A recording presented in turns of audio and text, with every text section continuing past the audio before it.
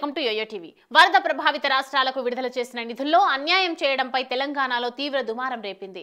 BJP versus గులాబీ party మధ్య వివాదం రాజుకుంది.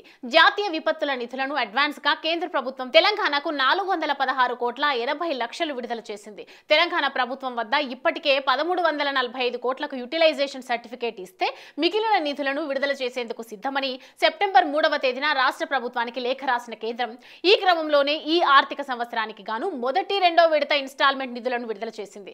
ఈ ఏడాది జూన్లో 208 కోట్ల 40 లక్షలు తెలంగాణకు వచ్చాయి. దేశవ్యాప్తంగా 15 రాష్ట్రాలకు 4343 కోట్లను విడుదల చేయడంపై కేంద్ర హోంశాఖ సహాయ మంత్రి బండి సంజయ్ కుమార్ హర్షం వ్యక్తం చేశారు.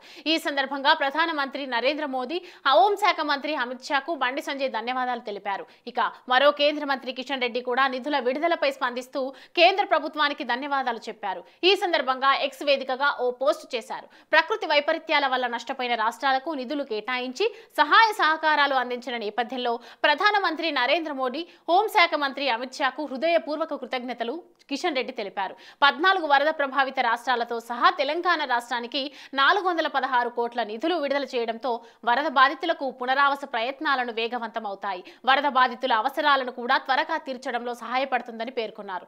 కాగా విడుదలైన నిధులు చూస్తే పక్క రాష్ట్రం ఏపీలో సగం కూడా రాలేదు. కేంద్ర బడ్జెట్లో ఇప్పుడు వరద సహాయ నిధుల్లో కూడా తెలంగాణకు తీవ్ర అన్యాయం చేయడంతో వీఆర్ఎస్ పార్టీ తీవ్ర ఆగ్రహాన్ని వ్యక్తం చేస్తోంది. ఇదే విషయమై గులాబీ పార్టీ సీనియర్ నాయకుడు మాజీ మంత్రి హరీష్ రావు స్పందించారు. కేంద్ర ప్రభుత్వంపై రాష్ట్రానికి చెందిన 2 కేంద్ర మంత్రులపై ఆగ్రహం వ్యక్తం చేశారు. తెలంగాణ బీజేపీకి 8 ఎంపీ సీట్లు ఇస్తే రాష్ట్రానికి ఒరిగిందేంటి? కేంద్ర బడ్జెట్ కేటాయింపుల్లో తెలంగాణకు గుండు సున్నా. ఎన్డీఆర్ఎఫ్ నిధుల కేటాయింపుల్లో తెలంగాణకు ఆంధ్రతో పోలిస్తే సగం కంటే తక్కువ కేటాయింపులు. ఇదేనా సబ్కా సాత్ సబ్కా వికాస్ అని హరీష్ రావు ఎక్స్ వేదికగా కేంద్ర ప్రభుత్వాన్ని నిలదీశారు. మరి దీనిపై బీజేపీ నేతలు ఏ విధంగా కౌంటర్ ఇస్తారో చూడాలి.